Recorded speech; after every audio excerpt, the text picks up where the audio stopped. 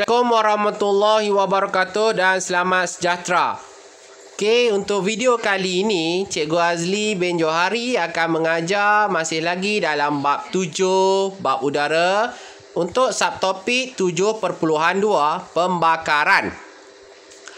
Okey, maksud pembakaran. Okey, maksud pembakaran ini amat penting. Jadi ada soalan yang akan bertanya tentang maksud pembakaran. Jadi cikgu nak kamu hafal. Okey, maksud pembakaran. Pembakaran bermaksud tindak balas yang berlaku apabila suatu bahan dipanaskan dengan kehadiran oksigen dan membebaskan tenaga haba dan tenaga cahaya. Syarat-syarat pembakaran. Okey, ini juga penting. Syarat-syarat pembakaran kamu harus ingat, kamu harus hafal. Terdapat 3 syarat pembakaran untuk berlaku, iaitu yang pertama, kehadiran oksigen, yang kedua, kehadiran haba, dan yang ketiga, kehadiran bahan api. Pembakaran boleh dielakkan jika kita menyingkirkan salah satu daripada syarat pembakaran tersebut, sama ada kita menyingkirkan oksigen, yang ada hanyalah haba dan juga bahan api, maka pembakaran tak akan berlaku jika tiada oksigen. Pembakaran juga tidak akan berlaku jika ada oksigen tetapi tiada bahan api. Maksud kata, jika salah satu daripada syarat pembakaran itu kita tiadakan, pembakaran tidak akan berlaku. Alat pemadam api. Alat pemadam api merupakan alat perlindungan kebakaran yang digunakan untuk memadamkan api atau mengendalikan kebakaran kecil. Perlu diingat, melibatkan pembakaran kecil, kita masih boleh menggunakan alat pemadam api. Jika kebakaran tersebut melibatkan api yang besar, kuantiti yang banyak, kita perlulah menghubungi pihak bomba. Bahan yang digunakan dalam alat pemadam api berbeza-beza mengikut jenis kebakaran yang berlaku. Jadual 7.1 ini terdapat dalam buku teks kamu. Okey. Terdapat 4 punca kebakaran yang utama, iaitu pepejal, cecair, gas dan logam. Okey, kita tengok satu persatu. Jika punca kebakaran melibatkan pepejal, iaitu contohnya kain, kayu dan juga kertas. Jadi kita boleh gunakan alat pemadam api yang mengandungi air ataupun mengandungi serbuk kering. Jika punca kebakaran melibatkan cecair, contohnya minyak, warnis dan cat, kita boleh menggunakan alat pemadam api yang menggunakan busa, serbuk kering dan juga karbon dioksida. Jika punca kebakaran melibatkan gas, contohnya propana, asetilena dan juga metana, kita boleh menggunakan pemadam api yang mengandungi busa, serbuk kering ataupun karbon dioksida.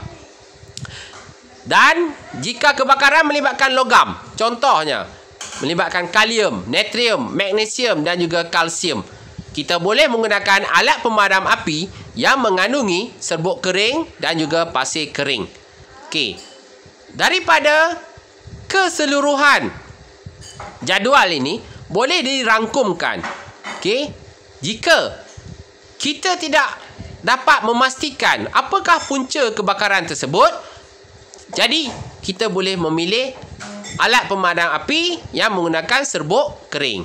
Sebab alat pemadam api serbuk kering ini boleh digunakan untuk memadamkan kebakaran yang melibatkan punca kebakaran daripada keempat-empat punca tersebut. Okey, prinsip pemadaman api. Okey, ini prinsip. Okey. Prinsip yang pertama, menyelimuti. Kita selimutkan dia. Okey, prinsip menyelimuti ini ialah kita memutuskan hubungan bahan bakar dengan oksigen atau udara. Maksudnya, andai katalah selonggok kayu sedang terbakar, cara kita nak memadamkan api yang dihasilkan oleh longgokkan kayu tadi, kita ambil bahan, contohnya kita ambil gundi, kita rendam dengan air, bagi dia basah, kita selimutkan, kita tutup di atas kayu-kayu tersebut. Tindakan ini akan memutuskan hubungan bahan bakar, iaitu kayu api tersebut, dengan oksigen ataupun udara. Lama kelamaan api tersebut akan terpadam disebabkan dia tidak mendapat bekalan oksigen yang baru. Kita putuskan hubungan. Contohnya, menutup permukaan bahan bakar dengan selimut api, karung basah, lumpur, pasir, tanah ataupun busa. Busa macam dalam contoh tu. Dia sembuh. Maksudnya kita nak menghalang daripada hubungan bahan bakar dengan oksigen berterusan. Okey. Prinsip yang pertama, menyelimuti. Prinsip yang kedua, mendinginkan. Okey, mendinginkan, iaitu kita mendinginkan permukaan bahan bakar yang terbakar dengan menyemburkan air atau lapisan karbon dioksida. Dengan erti kata yang lain, kita mendinginkan maksudnya kita mengurangkan syarat kebakaran yang haba tersebut. Maksudnya kita nak kurangkan haba. Bila tak ada haba, okey, pembakaran akan berhenti. Okey, prinsip yang kedua, mendinginkan. Prinsip yang ketiga, mengurangkan jumlah bahan yang terbakar ataupun memutuskan sumber bahan bakar. Okey. Teknik ini dapat dilakukan dengan memisahkan bahan yang terbakar, menjauhkan benda yang belum terbakar dan menutup punca bekalan gas ataupun punca bekalan minyak. Prinsip yang ketiga, mengurangkan jumlah bahan yang terbakar ataupun memutuskan sumber bahan bakar.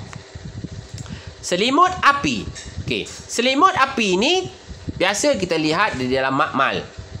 Okey, selimut api merupakan selimut khas yang diperbuat daripada bahan kalis api.